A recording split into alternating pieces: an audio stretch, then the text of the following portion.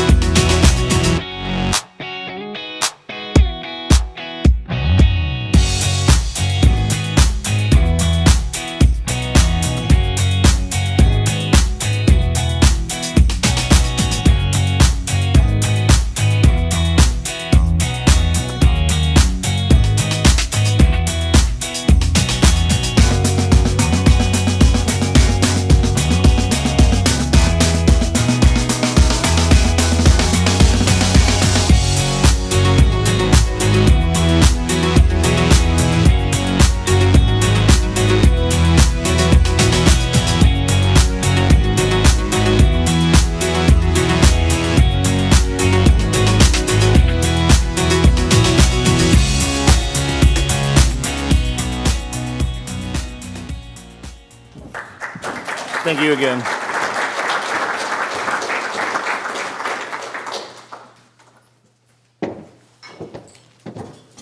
Thank you for what WGI does for Clay County and economic development in Clay County. We appreciate that very much. All right, so we also have a video that is going to be really cool. This is a great time to watch a video and a great time to finish your bagel if you have not yet. But Laura, if you will spin up the video.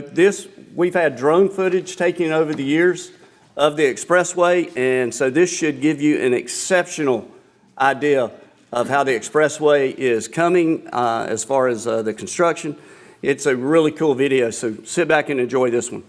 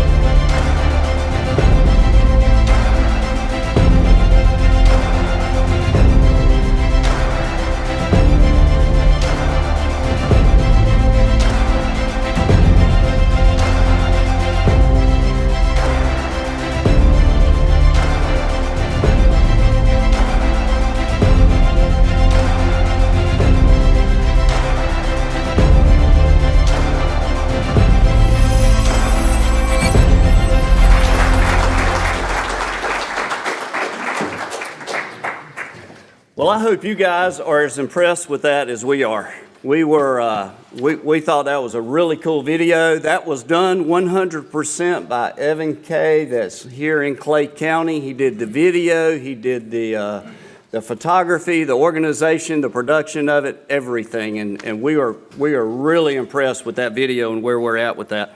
It will be posted publicly later today. We will give you information on how to access it if you would like to share it with your organization or anybody else in your community. So we'll give you some instructions a little bit later on that. At this time, I'd like to introduce Sarah Pleasance with Adkins Global on behalf of the Florida Department of Transportation. And Sarah, thank you for being here with us today, and thank you for sharing.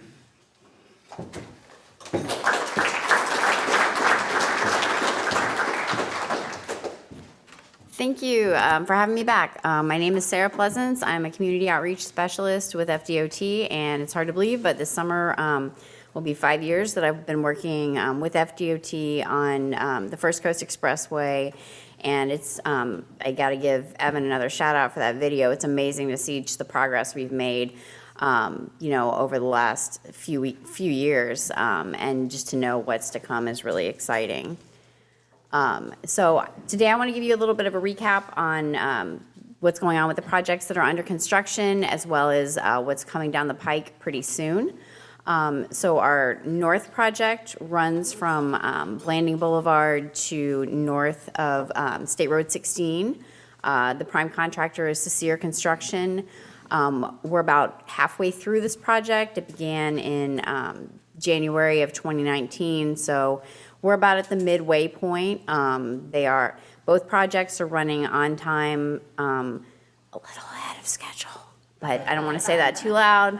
But they're making great progress, even as they encounter some challenges along the way. So this north project is 11 miles of brand new roadway, drainage, new lighting, signage, guardrails, 3 electronic toll gantries, and 26 bridges, overpasses, bridges, including the new bridges over Black Creek that you saw under construction there in the video. So definitely one of the showpieces of this north project are the bridges over Black Creek, a 6-span, 920-foot pair bridges with waterline footings. They've had some challenges with soils and pile driving, but they're really making great progress with these bridges. You can see it as you go by, and of course, as you can see from the drone footage. So the beams have been installed for 3 of the spans. They brought in a specialty barge that was designed and counterweights that can hold 3 cranes and 2 beams to facilitate that very complicated operation. And you can see the results there are pretty impressive. So looking to the year ahead as far as what you can expect to see on that project, completion of those bridges over Black Creek, roadway from Sandridge Road to the beginning of the project will be completed and paved with asphalt. So a lot of big visual changes expected in the next year. And then they will have all the piles driven for the 26 bridges, and 22 of them will be fully completed. So that's really exciting. And then we have the south project that runs from north of State Road 16 to the river. That's Superior Construction is the contractor for that job. That one also began in early 2019, and I think is running a little bit even ahead of the north project. So this one is probably a little bit more than halfway through, but both of them we expect to be completed in early, first half of 2025. So this one's just under 10 miles of new construction with the same drainage, signage, guardrails as the north project, as well as 18 new bridges. So for the year ahead with this project, they're expecting to finalize the bridge construction. They just have 1 deck to pour and some traffic railings to pour on a handful of the bridges, but they're really running full steam on the bridges in this project. completion of all the embankment, and then paving from 15A to east of County Road 209. And continued construction of the roadway pushing to the east. So big changes expected on that project in the year ahead as well. And then with great anticipation, this is the year that construction is going to start on the new bridge over the St. Johns River. So we all know the Shands Bridge is not sufficient for the growth that we've seen in the region. So it's 2 lanes, small emergency shoulders, lower speed limit, and not a very high clearance for marine traffic. So we are looking to replace it with the new St. Johns River Bridge. It advertised in the fall of last year, and it will be awarded in just a couple of months. So we're really excited to see who the contractor will be for that project. And then they're expecting to begin construction on that this fall. So it really is coming up soon, and everyone's excited about it. Total cost, just under $400 million, and with the CI cost of $43 million. 6.5-mile project, including a 9,300-foot bridge. It will have a speed limit of 70 miles an hour versus the 55 miles an hour on the Shands Bridge now. A 65-foot clearance that will allow much bigger marine traffic to get through, especially to the port in Palatka. And then, as you can see, a shared use path for pedestrians, bicyclists, to be able to access both sides as well. So there's just a typical segment. You can see two expansive 12-foot travel lanes in each direction compared to the narrower Shands Bridge, 12-foot shoulders, and then that shared use path on the northbound side for people on bikes, people walking, people to be able to get out and enjoy the view. And then, of course, we have the fishing piers and kind of recreation areas that are going to be on either side of the river, on the Clay County side and the St. Johns side. So FDOT is investing in sidewalks, parking, lighting, and some other upgrades so that everyone can enjoy, those areas, and then they will take out the center of the existing Shands Bridge once the new bridge is complete, expected in 2029, 2030, we'll see. And then we have the final segment, the connection to I-95 in St. Johns County.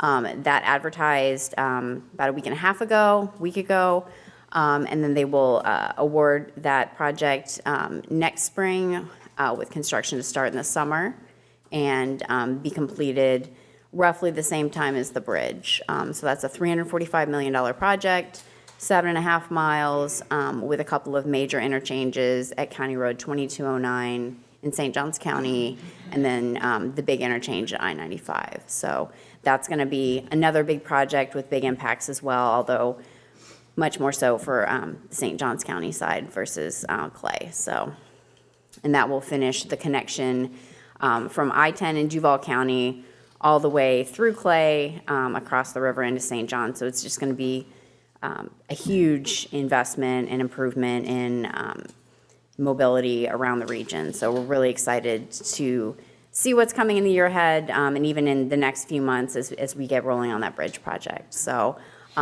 there is a First Coast Expressway website that you can go to for information, full route maps, more information about the individual projects. And then if you have any questions, concerns, thoughts, ideas, dreams, hopes, you can contact me at my email address. It's there as well. And I will stick around if there are questions. But yeah, happy to bring you this update and let you know that everything is on track and looking really good. Thanks.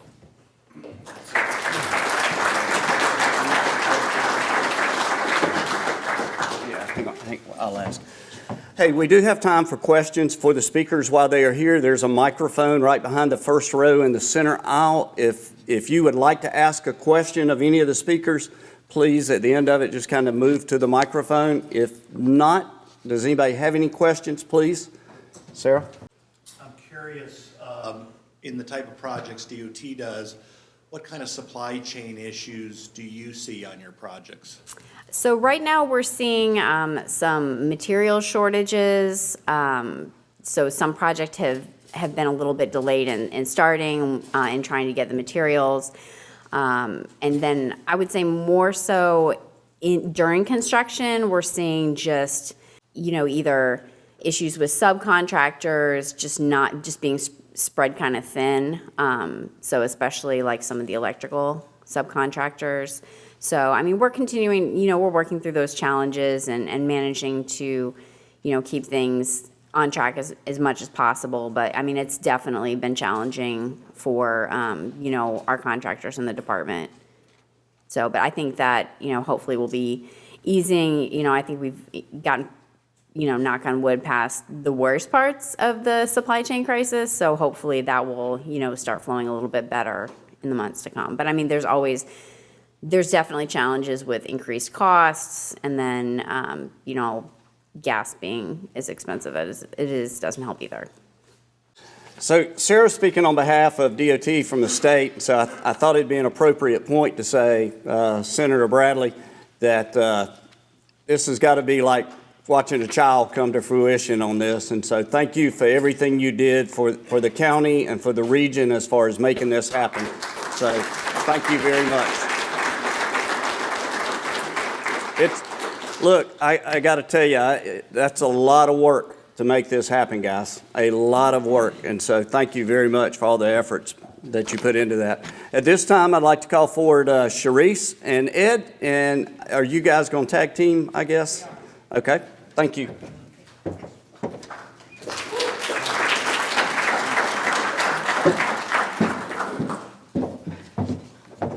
Good morning.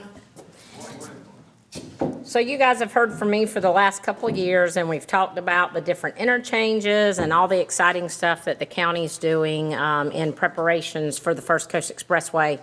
So we thought we'd change it up a little bit this morning. You did get to hear from Ed a little bit last time, but Ed's really the cog that keeps the wheel going for our bonded transportation project. So I really want to let him talk most of our time today, but I did want to just say a couple of things. From the county's perspective, obviously, we are on the move. We are working as fast and diligently as we can with every bit of development that's coming in today. We're hoping to push economic development, and our board, I think, is working real hard to get to that, the county manager, and also we're partnering with the EDC, obviously, a lot to try to strengthen our economic development portion of our growth. So I think that's very important. Something else the county has also done is we see our growth and we know we've got more work to do. So we've actually created a couple of new divisions. One of those divisions is our grants team. So we have a whole grants team today that we didn't have a couple of years ago. We have a whole community services team that we didn't have a couple of years ago. So we're really working hard. We also have a communications team starting up. So we're growing as well within the county. Historically, we have done a heck of a lot of work with not so many employees, and we're trying to right-size that today, and we think that's very important. However, for the most part, we're really also gearing up for the growth. We're working on new technologies and new software. I will tell you, following COVID, obviously, folks couldn't really come in and do permits and stuff like that fall under my shop. And so we really relied on our online version. And I will tell you, coming out of COVID, that has really stuck. So it's been interesting to see some things that have actually stuck. And our techs in the front do a ton of online permitting. And our in-house or our visits to the office have decreased a little bit, but the work's still getting done, so that's what matters. So I'll finish up and I'll let Ed come on up. He's going to really give you an in-depth look at our bonded transportation projects. Our bonded transportation projects are integral in all of this growth that we're seeing. They also go hand in hand with what the First Coast Expressway is going to bring us. And if we have supplies, somebody asked about supply chain, if we have all the supplies and everything keeps moving, What we think will happen, and Ed will tell you a little more, is that as the First Coast Expressway finishes and the first car goes off of it, they'll be driving on the bonded transportation project roads too. So everybody keep your fingers crossed and your hands over the crystal ball, because that's what we're going to need. But I'm going to have Ed come up. He is our program administrator for the bonded transportation projects, and then I'll just kind of sit down for a couple minutes and can come up if you have questions. Thanks. Thank you, Sharice. Appreciate everybody being here this morning. Again, Ed Dendor. Sharice had asked me to, present on the various roads that we have, but in conjunction with that, we've got Memorial Weekend coming up in a couple of weekends, and she asked me actually to share with you Clay County's finest barbecue recipe for that weekend. So I'm going to go ahead and do that as we work this. So give me a little bit of latitude in the presentation. So typically for a great barbecue, you have to have the right ingredients, preparation, cooking, as well as the secret sauce. And we'll get to the secret sauce in a little bit. So with that, with the State Road 23 coming through the center of the county, that's essentially the backbone that's coming through. And with the backbone, you're going to have a lot of ribs coming off of it. And that's our barbecue that we're stirring here for the next couple of years. Off of that, you're going to have various roads, essentially 7 new roads for the bonded transportation program that I'll actually be giving you a little more detail on each one of the roads. The mission, we have a mission statement that we stand by it. Obviously, we want the project to be designed with the safest, the most efficient roadways, and basically the project's defined all in the bonded transportation program. And as far as the bonded transportation program, the ingredients, I'm going to step around here. I've got a hard time seeing it from here. Basically, the bond was issued in March of 2020 to secure the work moving forward, as well as the bonded transportation strategy was established at that time, basically design build projects, 2 of them, and the other 5 are basically construction management at risk. And I'll break those out in a little bit so you can see each one of those and how they break apart. And then we basically have roughly 3 years left to finish up this work. As Sharice had mentioned, the intent is for our work to finish up as that State Road 23 or the First Coast Expressway finishes up, so we're able to use the roadways in conjunction with one another, so it all works together. In preparation, basically the intent is to obviously increase public safety, provide traffic flow, add drainage structures, increase the travel lanes, and include sidewalk and bike paths so we can interconnect the community with one another. In preparation for all this, and again, preparation for the barbecue, we brought on WGI, I almost said Watman Group, sorry about that, Walt, Walter, but we brought on Watman Group. They're basically the owner's representative. You've got this big hiccup in work. The intent was not to hire in 30, 40, 50 people for this 4 to 5 years worth of work, and then obviously you don't want to let them go. So we have the owner's representative that are taking care of multiple different services, from surveying, program management, cost reimbursables, stormwater and environmental management, and all of that is being managed again directly through and by WGI. Again, the first 2 design builds projects on the left, design build project 1 and 6A, and then the CMARs are broken up into 2 groups, CMAR number 1, which is projects 3 and 4, and then CMAR number 2, which is projects 2, 5, and 6A. And I know I'm using 1, 2, 3, 4, 5. I'll go in a little more detail on what each one of those roads are. So here we go into the cooking component of the barbecue. The design build project number 1 is essentially County Road 218, and project 6A is what we're calling the First Coast Connector. I think that name might change, but that's what we've labeled it basically as we've developed the project. For project number 1's in Middleburg, it's County Road 218 from Cosmos Avenue to Pine Tree Lane. It's essentially taking a 2-lane road with ditches into a 4-lane road with sidewalks, bike lanes, and curb and gutter with basically ponds as well, so there won't be any more ditches along this expanse. It's roughly just short of 3 miles, and the design builder is Anderson Columbia with Michael Baker. And basically we're approaching 90% design. We expect the construction to start later this year, and currently they're actually out there clearing the trees on the pond sites. Project 6B is the second design build project. Again, First Coast Connector, maybe future name to change. And this runs essentially from State Road 23 east all the way back to County Road 315 and ties in at Maryland Avenue. This section's a little bit longer than 3 miles. It's going to be a 2-lane divided with a grassed median, again, sidewalks and bike lanes. And the design-build team is Superior with RS&H, and the construction for this will actually start later this year. Now we're moving into the CMAR groups. Again, there's 2 groups that are broken out into 2 separate sections. Group number 1, which has 2 projects, Projects 3 and Project 4. And the designer is GI Consultants. They've got a local office here, as well as the contractor is Hewitt. And these are currently under design. And for this is construction management at risk. So we brought in the contractor and the engineer, the designers, and they're actually sit down with the WGI as well as the county, and we basically designed the project together jointly. And for project number 3 is essentially the section of Russell Road, County Road 209, that runs from Sandridge down to Peters Creek Bridge and includes the bridge work. It's widening basically from a 2 to a 3-lane road. Again, this cross section is basically 2 lanes with a median, sidewalks, bike paths, and again, curb and gutter to manage the storm drain. There won't be any more ditches. The CMAR team is developing a GMP, or a guaranteed maximum price, as this team works together and continues to work over the last year plus. The intent is to come through this year with all these CMARs to get to, again, a guaranteed maximum price. And there was a question about how are you managing the cost of the projects. Of course, those are going through the roof. As everybody's seen, look at the price of diesel, gasoline, pipe, you name it, concrete.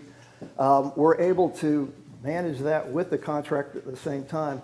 We'll look at the design with the contractor and say, is there a better way to do this MOT? Maybe put in a little temporary pavement instead of having 3 or 4 or 5 phases, shut down some of the phasing to save on the construction end. So it's been really a beneficial process for all 5 of these projects. For project number 4, this is essentially Sand Ridge Road, which runs from Henley to a point just west of Russell Road, and this ties into Project 3, so you've got Project 4 and 3 that work together. Again, this widening section is similar to the Project 3, which will go from 2 to 3 lanes with a grass median, sidewalk, bike lanes. Again, similar type of cross-section. And the construction is going to actually start in spring of next year. Now moving into, still we're cooking that great barbecue recipe. Moving into the second group of projects, Projects 2, 5, and 6A.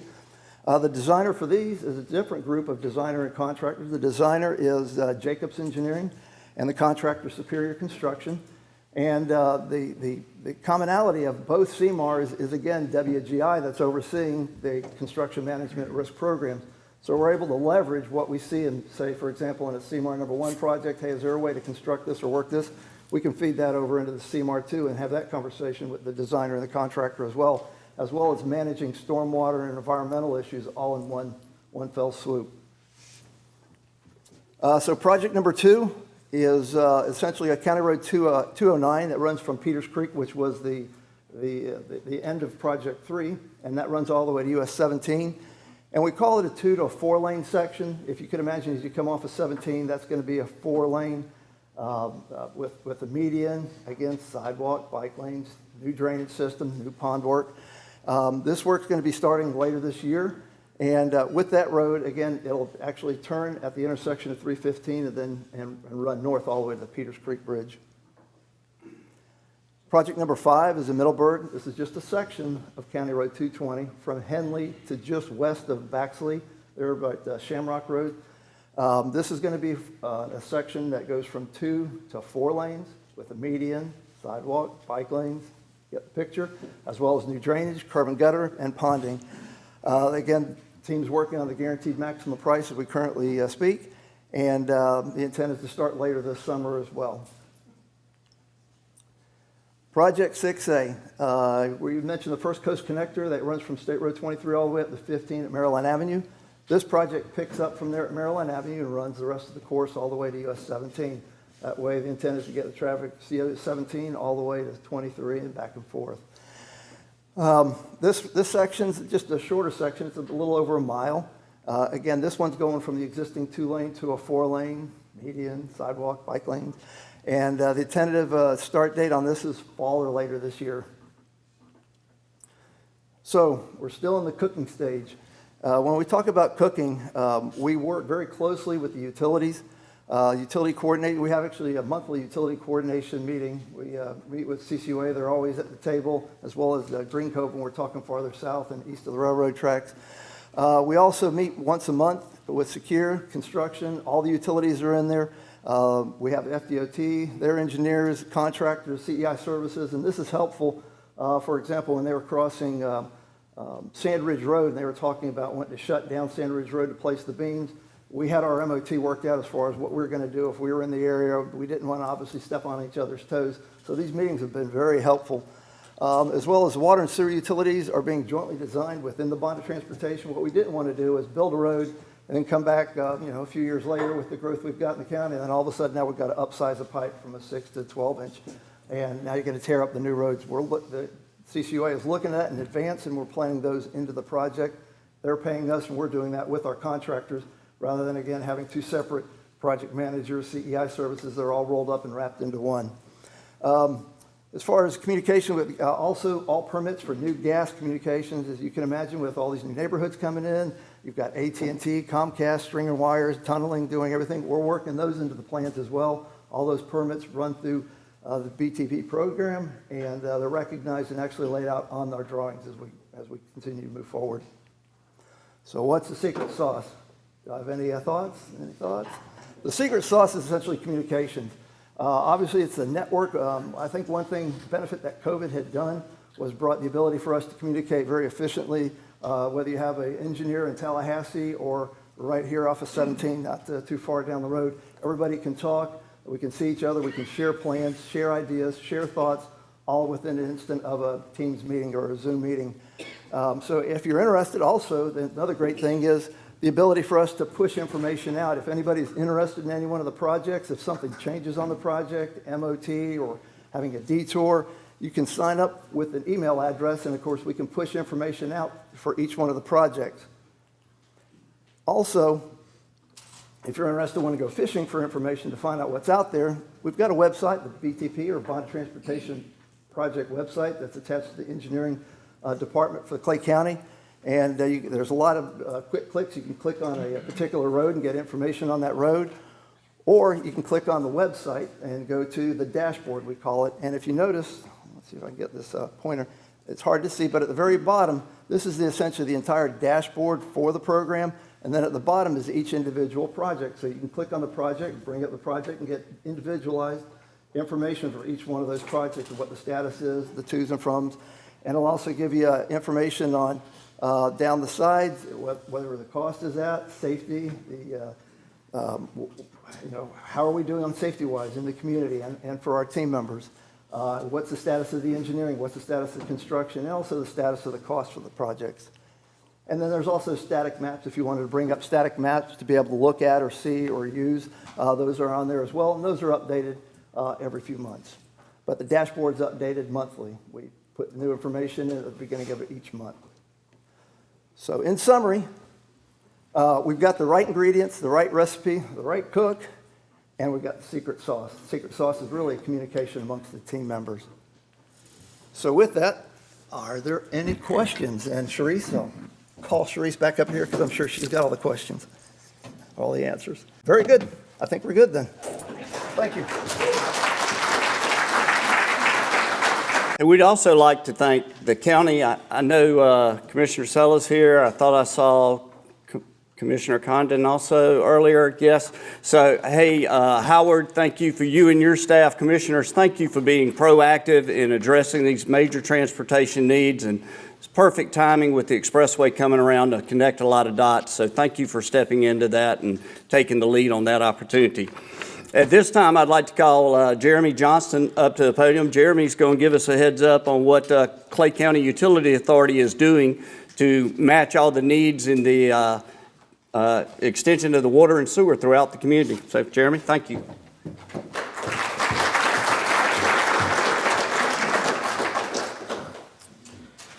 Thank you. And on behalf of our Board of Supervisors and the entire CCUA team, I just want to say thank you for the opportunity to come and talk to you this morning. A little bit that what we'll be talking about, I'll walk through our mission statement, our strategic planning efforts, how we're going about forecasting growth, our integrated water resource planning efforts. Tied to that is our capital improvement program, some efforts that we have ongoing with the rate study, and then recapping just a couple of challenges and opportunities to conclude. I've been executive director for just a little over 2 years now, and when I came in as executive director, we refashioned our mission statement to be much more forward-looking. Remaining central to that mission statement is our dedication to public health and safety. Clean, reliable, safe drinking water is core to what we do every single day. But tied to that is also the conservation of the natural resources, and tied to that is the diversification of the water supply portfolio. To implement all of this, it is dependent upon people, and that is where we brought in our commitment to training a professional staff for tomorrow's challenges. Moving into strategic planning, where are we going? How are we going to get there? And what is a strategic plan, and why would you even want to do it? The strategic plan that we're developing gives direction to all of the decision-making that we want to execute over a long-term planning horizon. Our strategic planning horizon is about 20 to 25 years, and we're using the EPA guidance document for effective utility management. This guide, or this strategic planning, when it's done, will help us direct decision-making as it relates to levels of service for our customers, the financial allocation of financial resources, our human capital, the physical infrastructure, the technology and information systems that we need to make good decisions. Because we can invest in all this capital, but if we don't have people and how we finance it, if it's not all integrated, our plan is going to be for naught. Now, getting into forecasting, the reality is a lot of people are moving to Clay County, and we're very involved in this particular process. The map on the right shows our development areas. The First Coast Expressway is obviously a game changer. This map shows the developments that already have developer agreements, are in some form of negotiation, or in some type of conceptual planning effort. We do anticipate our population served by CCUA to double over the next 20 to 25 years. We went through a forecasting effort to look at population growth and water demand, and beyond that, we engaged 2 different consultants on their parallel paths in the planning effort and our consumptive use permit renewal. I'm very pleased to report that those consultants, along with our team, came to very similar conclusions using 3 different methods. So we're highly confident in our forecast on our water demand of 24 MGD through the years 2045 and 2046. Connected to that is reclaimed water. There's new activity in this, given the reclaimed water bill, where we have to eliminate surface water discharges by 2032. Given the growth pattern and our robust reclaimed water system, we are highly confident that by 2032, by growth alone, we will be able to eliminate surface water discharge. And that is shown in the top graph there. Being thorough in our analysis, we're also beginning to look at what are stress conditions or drought conditions. And we could potentially see reclaimed water deficits given the fact if we run into drought conditions. So we remain confident in our forecast on the reclaimed water system. Now, tying all of these, we're currently underway with the CDM Smith team looking at integrated water resource planning. So how do we look at all the various different technologies, resources, water supply options, conservation options, to weave these together to a comprehensive plan to meet our customer needs, to protect the natural resources moving forward. A little foreshadowing here, this is still a work that's in progress. We're looking at 2 big buckets. DSM is demand side management, and this is really tied toward conservation, replacing old equipment, looking at irrigation systems, looking at changes in turf. Those are the DSM options. And you'll notice here that the DSM options, the green bars are certainly cheaper. the dollar per 1,000 gallons is much lower than the blue bars. But I'll also point you to that the water yielded out of the demand side management is much lower.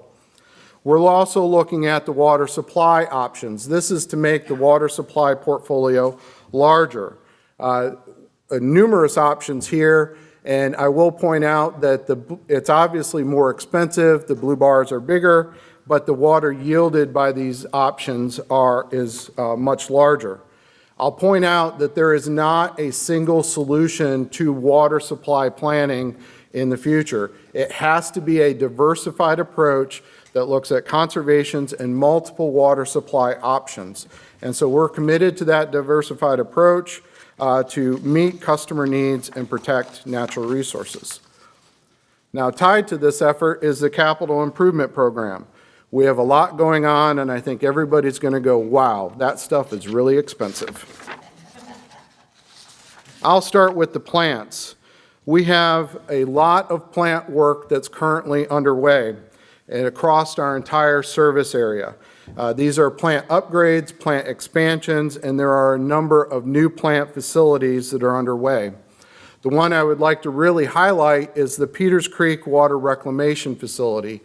This is currently being designed, and it will be built on the west side of Green Cove Springs. This will end up being our flagship water treatment facility or water reclamation facility there on the west side of Green Cove, and it will serve the vast majority of the Lake Asbury and Governor Park area. And this is probably our largest single investment in a single facility in our history. And you can see there, between all the various plants, we have $106 million of plant improvements, upgrades, and new facilities that's currently in motion. Now, the plants are one thing, but if you can't connect the customers to the plants, you don't have much.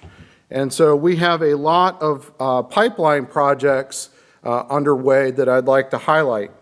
We are currently involved with the county and other stakeholders about the bonded transportation projects. Many of these involve utility relocations, pipeline upgrades, et cetera. And so we're tracking those, planning on those, et cetera. Next, I'd like to highlight the yellow lines. We went through a risk and resiliency assessment that was published in 2020. There were 3 primary projects that were identified in that risk and resiliency assessment, and those projects are currently underway and will start construction in the coming year or two. And those will literally link in all of the service areas, so the entire northern service area of Clay County will be gridded together, mitigating substantial risks when it comes to disaster response and recovery.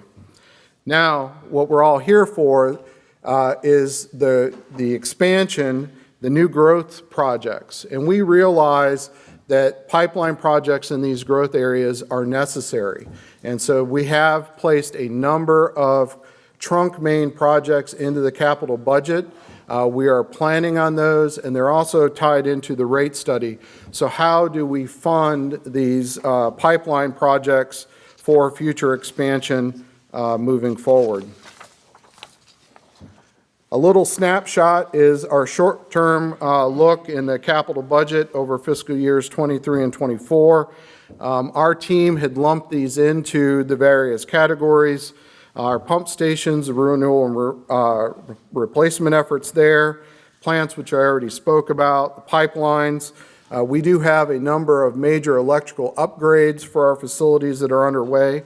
I think everyone has heard of our alternative water supply efforts. We do have a potable reuse pilot project that will be starting construction at the Mid-Clay facility. And we also have a number of buildings that are in the capital improvement program, one of which is under construction, one that will start construction, and we have a future expansion in the back. This will support operations and improve customer service long term.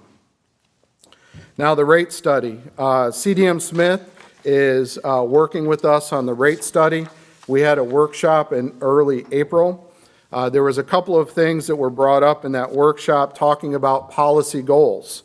Equity is one of the things that came up a lot with our board. equity amongst customer tiers, customer classes, et cetera. Simplicity, so people understand when they come into CCUA what their bill looks like or what their developer agreement, how those fees are calculated is important, and we understand that. And I think to the greater Clay County community and CCUA, revenue stability for the organization to provide and maintain safe, reliable drinking water is key to our overall success.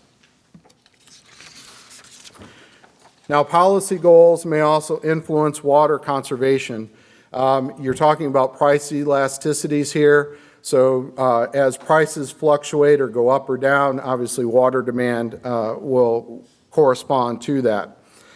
Influences between the different customer classes. CCUA has 3 different customer classes. We are looking at the cost to provide services in those particular classes. Our classes are residential, commercial, and commercial irrigation. And the one thing I think that we've heard loud and clear, we do not want to lose sight of the essential services for drinking water to our customer base. And that is generally our Tier 1 customers. They are generally the lowest water users, and the cost to provide service to them is the lowest, and we do not want to overburden them.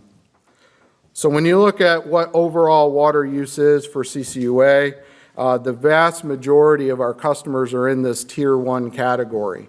And this is generally sub 6,000 gallons per day per month, or per month, sorry, not per day, but per month.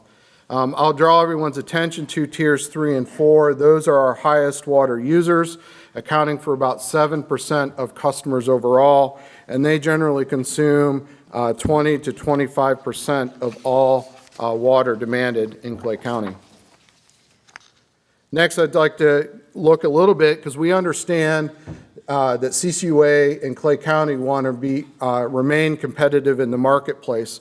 So we are sensitive to how rates affect the overall economy. CCUA's rates on average are the lowest with the utilities that we compare ourselves against. When you look, some may say, draw their attention to the 3,000 gallon a month categories. We're not the lowest, but our average customer consumes between 5,000 and 6,000 gallons a month, and I think that is more representative of typical water demand. So some challenges and opportunities that we have moving forward, and these categories I broke out into simply regulatory and workforce development, and both of these have both challenges and opportunities. There's new regulations being developed for minimum flows and levels. These are regulations to protect the water bodies, the lakes, streams, springs that we all cherish and enjoy. There's a number of those that are currently under development. New rules are being developed for potable reclaimed water. This is specific interest to us because we have a potable reclaim pilot project at Mid-Clay that we see as important to the long-term water supply planning moving forward. Some of the things you've seen in the news regarding forever chemicals. These are the PFAS and PFOA and others. We do expect regulations on these chemicals moving forward. And the largest thing here is just simply the scale and cost of these regulations remain largely unknown, how they will affect CCUA and our customers moving forward. One of the other things I'd like to highlight, workforce development. I think all of us have been having some challenges with workforce development, and CCUA is unique and is being in the utility industry. The fact is people are leaving the utility industry faster than those that are entering. Because we are such a highly regulated industry, the competition for licensed operators for water treatment and wastewater treatment is extremely high. And there's a lot of training that goes on to get those state licenses and those levels of licenses. And so we've taken an approach by implementing a grow and develop our own. I want to express our appreciation for the Clay County School Board. We just recently had the board approve a formal high school internship program. So we have had some success with the informal program, and we're looking for greater success now that that is formalized. High school seniors will be able to come to work for us part-time and gain experience in the water and wastewater industry, and we are looking to transition those into full-time jobs once they graduate. Tied to that is training and incentive programs internal to our organization. It takes a lot to train licensed operators, and so we do want to put financial incentives tied to those trainings, licensures, certifications, so people will stay with CCUA long-term. We have a number of employees that have been with us for 30, 35 years. We would like to see that type of mentality stay with us long-term so people can have entire careers with the utility authority. Tied to that is increased wages. We've been bumping our wages up to remain competitive with the other utilities and other competitors in the marketplace. I think that is beneficial for staff, for the Clay County community as a whole, and again, promotes staying with the utility authority long-term.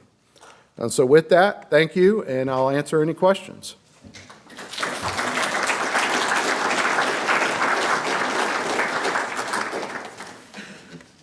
My name's Rob Bradley. I actually serve as the chairman of the board for the St. Johns River Water Management District right now. And in a previous life, I was in Tallahassee in the state senate. And we financed a project in the legislature to take water from a outflow of Black Creek whenever water rises over a certain amount, and then take it down to the lakes to start to recharge the aquifer, because that is a recharge aquifer area in Keystone Lakes. And it will have also the benefit of rising the level of those lakes. It is a kind of a first of its kind project really in the state and in the country. A lot of people are watching it very closely. We just received our last permit. The permitting has been very, very intense. A lot of comments from the state Department of Environmental Protection as well as the federal government's EPA. And we have just gotten our last approvals on that. The last, for instance, issue was the water in Black Creek has some tanning to it. If you've ever been in Black Creek, you'll notice that it's browner than the water that's in Keystone Lake, which is clearer. And we had to basically naturally bleach the water so that it doesn't change the color of the lake when the water arrives there. So several issues that have never really been dealt with before in America are being dealt with. And I would anticipate that ground will be broken on this project in August, and which is huge. Actually, it's quicker than many of us anticipated when we started down this road. The project's going to be north of $100 million.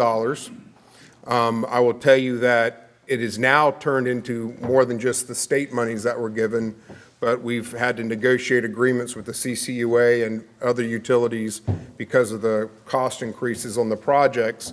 And they have obligations, all the utilities, to make sure that whenever they're adversely affecting the water levels on those lakes or other water levels, that they have to do things to fix it, to remediate it. And so they've stepped forward. All those agreements have been entered into and done. And then also your tax dollars that go to the Water Management District are being also used. So there's three sources: state Tallahassee money from the general fund, all of the utilities, basically all the utilities you saw listed on that chart, and Water Management District funds. You pay property taxes to the Water Management District, very little, but over time it adds up to a lot because it's over half the state. So I would anticipate that project will take 12 to 18 months to complete, and then we'll turn on the faucet and see what happens. And I think you'll see an impact. But it is nothing that's been done like this ever before. And so it's going to be interesting to watch. But understand that because this is an aquifer recharge area, the aquifer's thirsty. That's why you got to recharge it.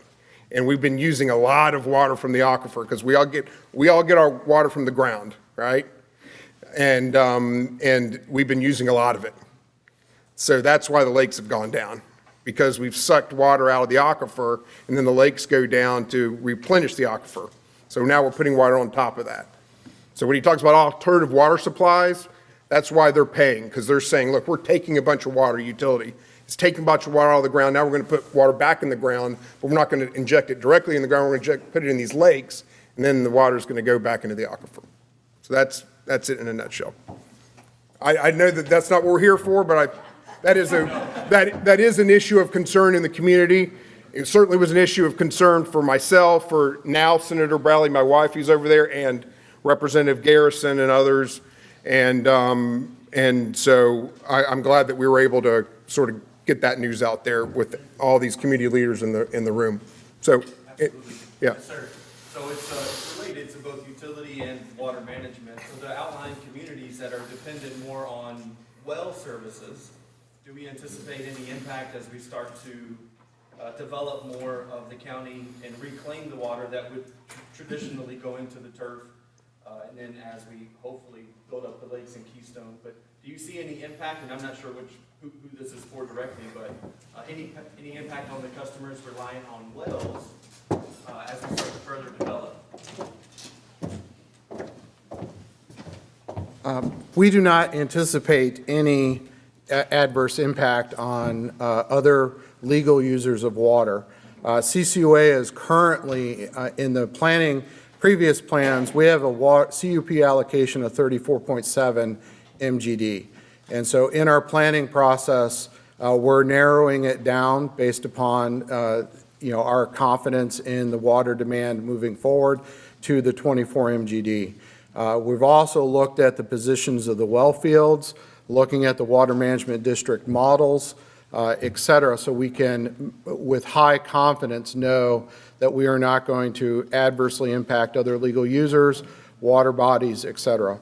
Alternative water supplies, as the senator had previously mentioned, are using water sources that are other than the Floridan aquifer. Stormwater is a component of that. Reclaim's a component of that. Other potential surface water, lakes, and et cetera, maybe man-made reservoirs are a potential source of that. So it is to alleviate pressure on the natural resources while still developing diversified water supply portfolios, because the reality is rainfall and water demand don't necessarily sync up. And so, like any good financial investor, right, you want to diversify your risk, hence the diversified water supply portfolio.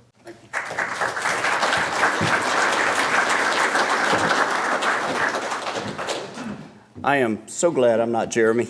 He has a tremendous amount of balls he has to keep in the air, so thank you for what you are doing.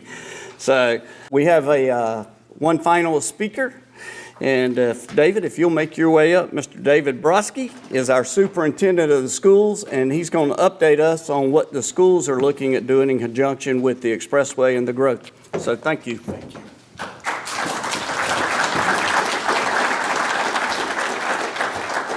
All right, it's great to be here. Let me just say, if you build all that stuff, it means more people come, and then those people have to go to school, right? Hence the reason why I'm here. Luckily, we've been in a situation in Clay County schools where we have a school system to be proud of.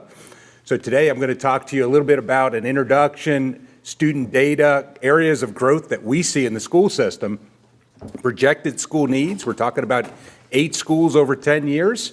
And Ed First, our half-cent sales tax. So all of that, I'm not going to read that stuff for the sake of time. This is my 9th job in Clay County Schools. Very proud to be superintendent of schools, and all that means is I really can't keep a job. Oh, a little fun fact, if you want to do a little Clay County School trivia, who's the only superintendent to be appointed and elected since 1876? That would be me. Okay, so little trivia for the good of the cause. So let's talk a little bit about the school system. No superintendent would ever get out of a presentation without telling you a little bit about the school system. That's a fact. In our recent polling from Niche, we came in 4th in the state out of 67 counties. We're a top 10 school district. We have a lot to be proud of. Not going to read those to you. We're very proud of our civics education and our testing in that area. Very proud of the school choice programs we have, from IB to ACE to dual enrollment to college to collegiate grad. All of those programs and all those options for parents are designed to give one thing: world-class educational opportunities for our students. People move to communities for the school system that exists. School systems are the very heart of a democratic society and of a community. I would argue that it's the very fabric of Clay County. And I would make that argument very strongly, because if you look at the numbers involved in our community, you have roughly 40,000 students. I always give this math example. Let's pretend everybody has 2 parents. Some students, by the way, have no parents. Some students have 4 parents, right, depending on who they are. But let's just use 2 as an example. That'll get you 80,000 parents plus the 40,000 students, and a total population of roughly 218,000. So I think it's a legitimate argument that Clay County Schools is the very fabric of the Clay County community. Very proud to say to you that Clay County is a great place to work. It's a great place to live, but it's also a great place for students to go to school, right? And that's why people move to the community. So you wouldn't be superintendent if you didn't put that slide up there, because I'm super proud, and I just wanted to express that to you. So just kind of talking about growth, you could see that we're planning an additional 8 schools in the next 10 years. I'm going to start off big picture and then kind of work our way down to various communities. You could see that we are planning many schools. We're anticipating 26,000 homes being built, which means approximately 10,000 more students in real terms. So you could see the expansion, the Expressway, and all of the things that the various speakers spoke before will lead us to that direction. So how about the cost of that? I don't know if you caught the price tag at the end of $350 million at the end of that sentence. So we're looking at a total increase of roughly 26.6 over the next 10 years of students, roughly 10,000. If you look at that. Overall growth summary, here are the areas of growth that you see on that slide. You can see that we're looking primarily at the Lake Asbury area. We're anticipating about 7,600 homes there. In the Oakleaf area, about 3,400 homes. About 8,500 in the Saratoga Springs area, and 6,300 in Governor's Park, right? So if you do all the math on that, a total number of about 10,554 additional students over that time frame. So you may say, well, how did you come up with 5,000 roughly elementary students, 1,600 junior high, 3,400 high school students? Well, we use a historical model by which we calculate, based on the number of homes, how many anticipated students there would be. So somebody pointed out to me when I was giving a previous presentation, said, well, you don't know who's moving into those houses. I said, you're right. Some people have 10 children, like my family. I'm one of 10 children. Some people have no children, right? But the historical average based off of a 5-year impact fee study tells us these are the numbers, and we use the formula in order to determine future growth in the school system. So these are what the DOE is, capital outlay full-time equivalent projections. You can see their numbers, and you can see they're very much in line with our numbers based on the various subdivisions that are planned.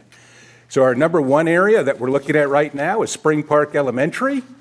And in the school system, we project growth into 3 categories. And while I have no secret sauce example today, I would say that my examples are the definitive. This school is going to happen. Then there's the school that's going to happen.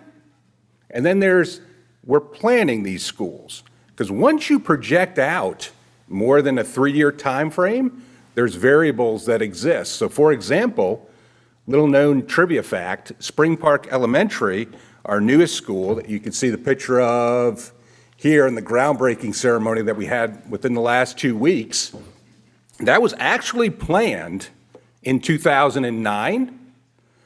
If you recall, what happened in 2008 had an impact on 2009. So when we're talking about number of homes and then we're talking about potential students, building schools, all of those kinds of things, we kind of look at it as there's short-term planning, there's mid-range planning, and then there's long-term planning, because the reality is you don't know for certain everything that's happening with growth. So you can see there, very proud of that. We opened it up. It is going to open in August of 2023. It'll help out with the Lake Asbury area potentially. We haven't redrawn the attendance zones. How many people are aware that when you change a child's school, it's not a very well received?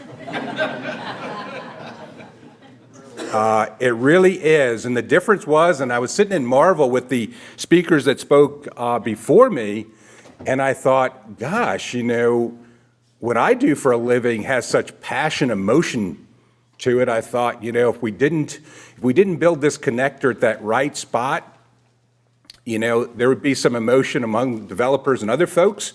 But you move one student from one school, and the passion comes out, right? And so because we're in the people business, it really does impact the community.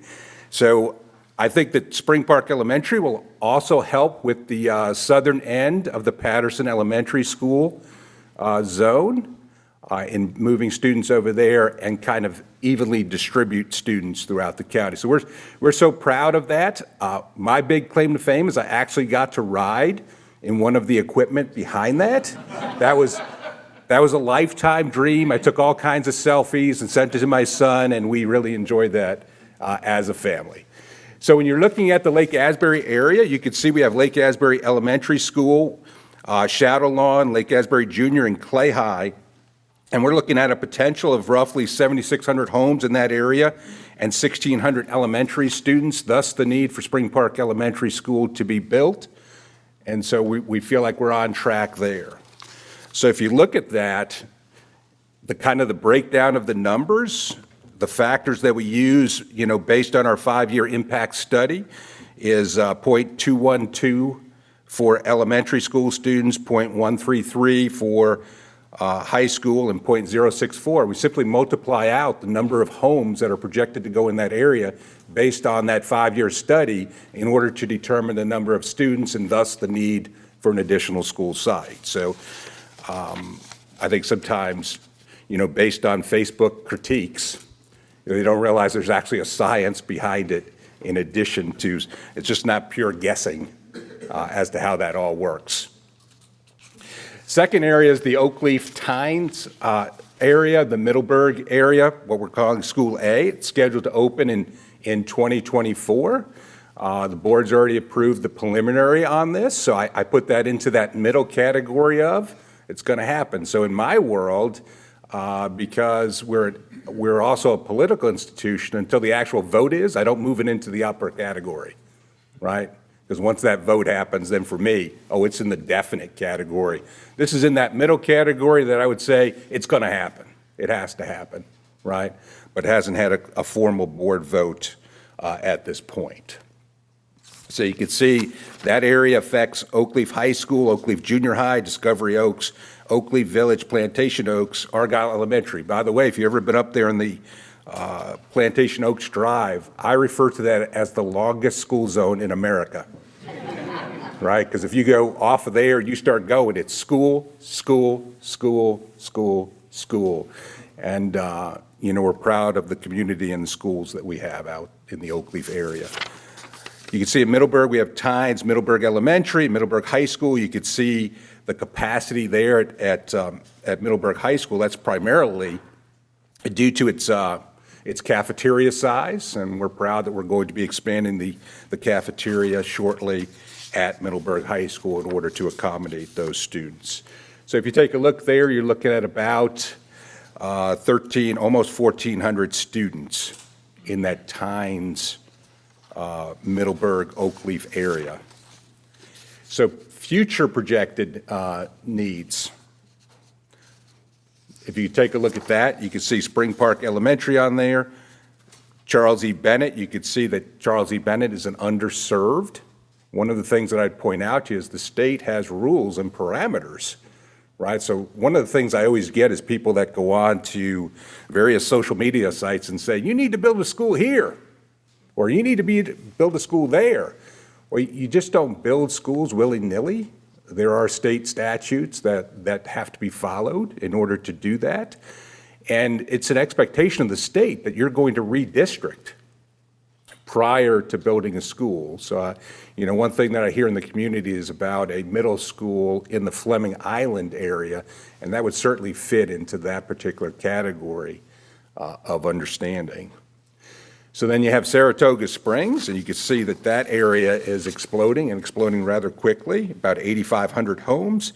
You can see the breakdown as to number of students on the right there, and you can see that that area is particularly flourishing, at this point. Next, you can see proposed sites. Village Park Elementary, remember proposed means proposed. It doesn't mean gonna happen, and now we're down into that third category of things that we're looking at as a district. You could see a K-8 school in Saratoga Springs, as well as a high school projected for 27, and another K-6 school in that area. Then, of course, Governor's Park, about 6,300 homes. You could see elementary, about 1,300, 400 junior high, and 840 high school students in that area. Proposed sites for Governor's Park. You could see the two K-8 schools and a high school are planned in that area, going as far out as 2032. The further you go out, the less accurate you are, right? So don't anybody take like a screenshot and say, the superintendent told me there would be a school there, right? Doesn't work that way. So if you're looking at a big picture, like a one slider on all of this stuff, you could see Spring Park Elementary, a cost of approximately $35 million. And of course, costs have gone up, significantly, as everyone in the room's aware. And then you have School A, which is in the Two Creeks area. School B, we're very creative in our school naming in Clay County, right? And then you have the K-8 and the high school in Saratoga Springs area, as well as a potential elementary school in the Green Cove Springs area. So that's a very quick 15-minute on school growth. I don't know if you added up those numbers on that slide, but you could tell that that's a good amount of funding needed in order to do that. Well, one thing that we were blessed with was the half-cent sales tax approved by the voters in Clay County. We're very proud of the fact that the public sees the need for a strong and vibrant public education system and had voted in favor of the half-cent sales tax. But I think there is a little bit of misconception about the Ed First half-cent sales tax. So just want to spend a couple minutes kind of explaining something to you. It can only be used for facility infrastructure. It's restricted to that. So people will say things like, geez, they're doing this or they're doing that with that money. That money cannot be used for any other purpose but the express purpose within the resolution, which is for facilities infrastructure. There's a whole citizens advisory committee that meets quarterly, and these are citizens that sit on a committee, and they approve the projects and make sure that the projects are being used for the intended purpose of that. In addition to that, I would kind of make this argument to you. If you're looking at how much was projected, we were projected to get 13.5 million. We actually got 15.3 due to the economic boom, people spending more money, and as a result, we wound up getting more money than we originally thought that we would get from that. but let's talk about what that actually, these are some of the projects that we use. And I'd like to say, I think I could use this word. Many of the projects that we used were not sexy, right? Air conditioning is not sexy, but needed. Roofing, not sexy, but needed. So a lot of the things that I would try to point out is that we had many deferred maintenance needs that we're addressing, that we're catching up on, and those kinds of things. So if you look at the projects, I know you can't really see it, you'll see a lot of AC units, a lot of those kinds of things that we're working on using that particular funding. So just to kind of look at it, and I think this room certainly understands the expenses involved. I think one of my aha moments was the first time that I looked at an air conditioning chiller replacement contract for Orange Park High School, and it was a little over $1 million. And I thought, wow, that's a lot of money. So if you look at it as, yeah, you collected $15 million, you have over 50 facilities, you can look at it as you can replace 15 air conditioning chillers, right? Then you start to see that that money is not the answer to everything. Because I think when it was first passed, I would have people say things like, hey, no matter what, you guys should be good now. You got the half-cent sales tax.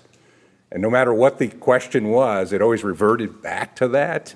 But you could see, and I think this, I preach it to the choir in this room, that it's a blessing for sure, but it's not the magic bullet that will resolve all facility needs in Clay County School. And so with that, I'll take any questions.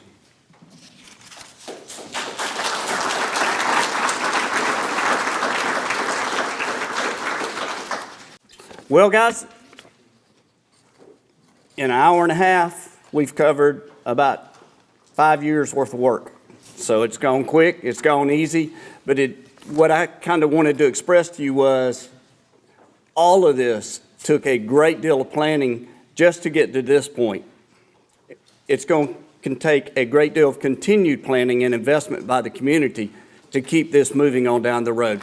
So when you're out in the community and you're out in your companies and your business and in your neighborhoods, tell them what's going on. Let them know where this money, as David said, where the money's being spent, with the roadways. Let them know where it's being spent, where it's being invested for the future of Clay County. So with that, I would like to say thank you for being here. I would like to say thank you again for WGI for being the sponsor this morning. Thank you guys for stepping up and doing that. It was very appreciated. I would also like to remind you that the videos and the video of this event will be posted on our YouTube channel, and we will also have it posted to our website pretty soon. So if you would like to go up and grab the video or grab any information from today, that will be available for you to go do. I would also like to say thank you, Laura, for a great job. You did an excellent job. And thank you, Jeremiah, and I'm not sure where he is right now, but thank you, Jeremiah, back in the back, who's on our staff, and thank you for your help, and for Stephanie, who's probably out in the lobby, but I'm not sure. But thank you, too, for your help this morning. So with that, we are adjourned.